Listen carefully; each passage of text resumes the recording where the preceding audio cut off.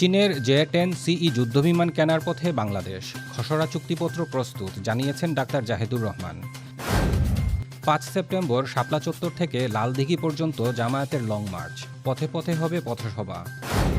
মাগুরার শিশু আসিয়া হত্যা মামলায় হাইকোর্টের রায় পিছিয়ে সোমবার। শেখ হাসিনা সহ মামলার সব আসামিকে ফেরত চায় সরকার, জানিয়েছেন তথ্যমন্ত্রী আন্দালিব রহমান পার্থ।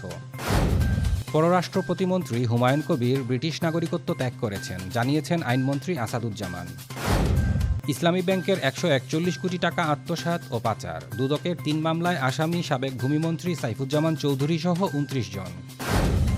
৭ বছর পর ভারতে আসছেন শি জিনপিং, যোগ দেবেন ব্রিক্স সম্মেলনে। এবং লম্বা সময়ের চুক্তিতে সিটি ছেড়ে টটেনহ্যামে ব্রাজিল ফরোয়ার্ড সেভিনিও।